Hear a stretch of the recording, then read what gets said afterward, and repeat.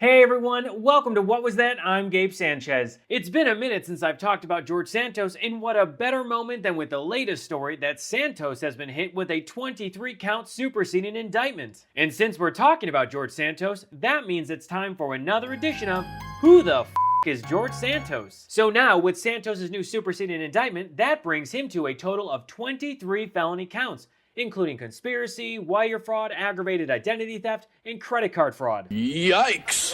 Now, that's not quite as much as his MAGA cult king Donald Trump has with 91 felony counts, but he sure is doing a great job of pumping his numbers up. Speaking of pumping up his numbers, Santos tried to make his campaign look better by reporting fake donations so he could make it look like he raised more money than he actually did. According to United States Attorney Breon Peace, as alleged, Santos is charged with stealing people's identities and making charges on his own donors' credit cards without their authorization, lying to the FEC, and by extension the public about the financial state of his campaign. Santos falsely inflated the campaign's reported receipts with non-existent loans and contributions that were either fabricated or stolen. Santos used two different schemes to present his campaign as more financially viable than it actually was. The first scheme was the party program scheme, where George Santos and Nancy Marks both conspired to inflate the campaign's fundraising numbers for the purpose of misleading the FEC, a national party committee, and the public. These false reported loans included a $500,000 loan when Santos had less than $8,000 in his personal and business bank accounts. The second scheme was the credit card fraud scheme, where between December 2021 and August 2022, Santos devised and executed a fraudulent scheme to steal the personal identity and financial information of contributors to his campaign. Santos repeatedly charged the contributor's credit card without the contributor's knowledge or authorization, attempting to make at least $44,800 in charges, and repeatedly concealing the true source of funds by falsely listing the source of funds as Santos himself, his relatives, and other contributors. On one occasion, Santos charged $12,000 to the contributor's credit card, ultimately transferring the vast majority of that money into his personal bank account. Look, I know everyone is innocent until proven guilty, but I think it's safe to say that Santos is royally Santos' finances have always been a huge red flag. Remember when Matt Gaetz asked Santos about the origin of the $705,000 loan that he gave his 2022 campaign? One of the principal critiques I've heard is that a lot of money was donated to your campaign by you, $700,000, I believe. Where did it come from? Well, I'll tell you where it didn't come from. It didn't come from China, Ukraine, or Burisma. How about that? Well, yeah, that is an answer. Well, that certainly didn't age well, because in January of this year, Santos indicated that $625,000 of loans to his campaign might not be so personal after all. New campaign disclosures suggest at least $625,000 in campaign loans Santos previously reported as self-funded might not be self-funded after all.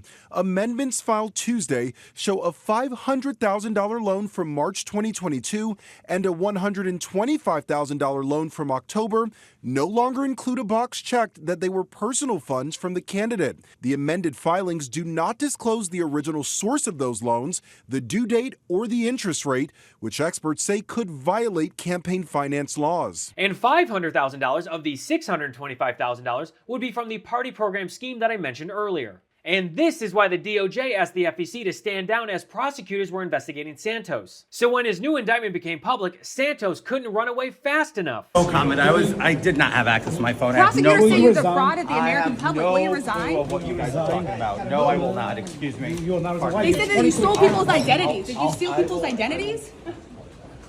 Did you commit identity fraud?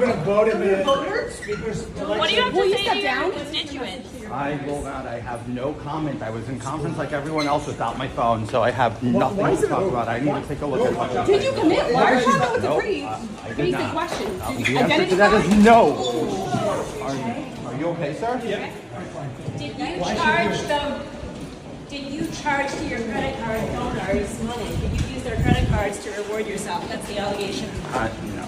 I will look at it. Why shouldn't you be able to vote in the speaker's election? Such a key election when you've been charged with all these crimes.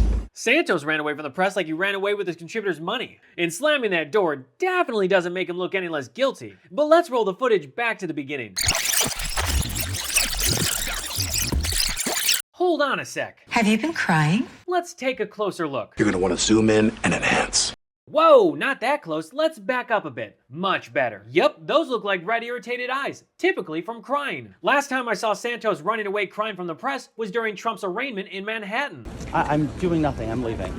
Are you coming back at all later today? No, because you guys make it unbearable to be here. But his most recent crime comes from finding out that he was just indicted again for an additional 10 felony counts, and his former campaign treasurer Nancy Marks took a deal and f***ed him over. Former staffer for Congressman George Santos' campaign is admitting to essentially disguising donations from Santos family members as donations coming from other people.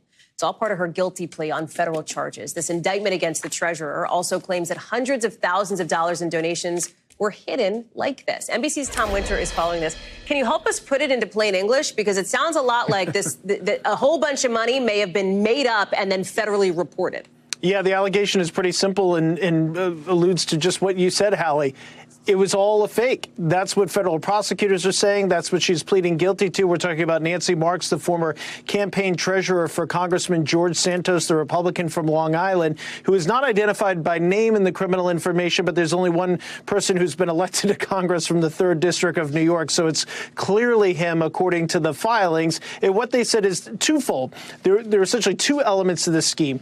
The primary goal of this was to meet certain thresholds for the Republican National Committee for the Santos committee to then get money and logistical support from them. And if they showed that they had a certain amount of third-party donors or a loan from Santos, they would be able to qualify for those types of perks, the funding, the cash, the logistics that happen with it. So, Hallie, the focus here was effectively on two fronts. One, they made up donors to make it seem like they got enough money at the year end of 2021. And the second component of this is that Santos loaned his campaign $500,000 when, according to the documents and what Ms. Marks pleaded guilty to, he didn't even have the money to do that at the time. So it was essentially all a fake, prosecutors say. So now, with Santos' new indictment and mounting evidence, will Republicans expel him from Congress? Well, not anytime soon, because that vote wouldn't even hit the floor until after the next House Speaker is elected. Not to mention, that vote would require a 2/3 majority of the House to vote in favor of it. Currently, 6 of Santos' fellow New York Republicans have called for his expulsion, but who knows if he'll even pick up steam. The House GOP is in complete disarray. They already have a slim majority, and every single vote counts when it comes to finding a replacement speaker. This whole mess is the GOP's doing. It is solely their fault. They've made their bed, and now they must lie in it.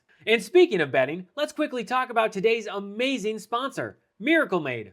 Did you know that your temperature at night can have one of the greatest impacts on your sleep quality? If you ever wake up too hot or too cold, then I highly recommend you check out Miracle Made's bed sheets. Inspired by NASA, Miracle Made uses silver-infused fabrics and makes temperature-regulating bedding so that you can sleep at the perfect temperature all night long. Using silver-infused fabrics inspired by NASA, Miracle Made sheets are thermo-regulating and designed to keep you at the perfect temperature all night long, so you get better sleep every night. These sheets are infused with a silver that prevent up to 99.7% of bacterial growth, leaving them to stay cleaner and fresh 3 times longer than other sheets. No more gross odors. Miracle sheets are luxuriously comfortable without the high price tag of other luxury brands, and they feel as nice, if not nicer, than bed sheets used by some 5-star hotels. Stop sleeping on bacteria. Bacteria can clog your pores, causing outbreaks and acne.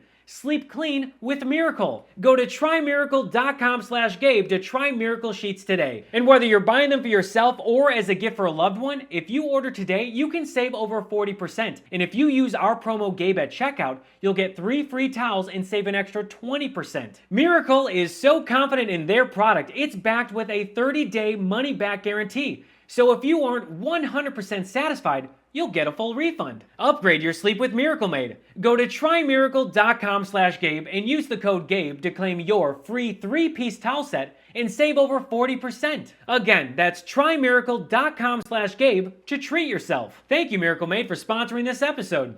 Even though the GOP has 221 representatives, they collectively thought that they should scrape the bottom of the barrel and nominate these two morons, Steve Scalise and Jim Jordan. One candidate not only voted against the MLK holiday and a Louisiana resolution apologizing for slavery, but is also buddies with the former KKK Grand Wizard, David Duke. And the other candidate has never passed a bill, doesn't own a suit jacket, and most disturbingly, covered up sexual abuse on the Ohio State University wrestling team. So yeah, considering the toxic and corrupt morals and ethics of the GOP, I don't expect a lot from them when it comes to holding George Santos accountable. Or at least, not until they get what they want with the House Speaker. By the way, if you had money on the head of lettuce outlasting Scalise, you won. Within 24 hours of Scalise announcing his bid, Trump and Republicans like Santos attacked him which then resulted in him dropping out. I've reached out numerous times to Congressman Scalise, and me reaching out and asking him for guidance in his leadership and him not reaching back out, that's a dereliction of his duty as a leader. So I'm not voting for somebody who lacks fundamental leadership skills. Also, Santos being upset that Scalise hasn't called him back and claiming that's a dereliction of duty is so rich. Oh, and in case you were wondering, Santos has officially endorsed Jim Jordan as Speaker.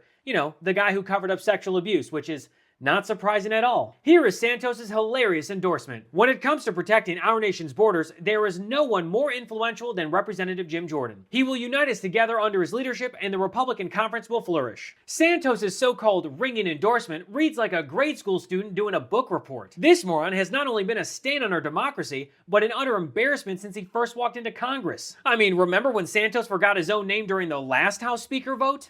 Santos. Santos.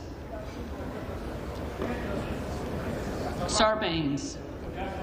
But I guess that'll happen to you when you have 276 aliases and you're trying to run from the authorities for crimes you committed in Brazil. So could this whole George Santos mess have been avoided? Yeah. There were tons of red flags waving in front of George Santos long before he was elected. I mean, there were so many red flags that you'd think Santos was secretly moonlighting as a matador. And it was all right there in fine print in a vulnerability report that was ordered by none other than George Santos himself. The report is like a treasure map to his political problems. It's like having a How to Ruin Your Own Career for Dummies manual. Here's the cover page of the report, which you would think just by looking at it that this is some sort of political joke. And while George Santos is clearly a joke, this report is not. The photo that the firm chose of George Santos looks like a still taken from a late 90s, early 2000s sitcom promo. My neighbor, AOC, thinks socialism is a good idea. She calls it democratic socialism, which is basically just socialism with glitter on it.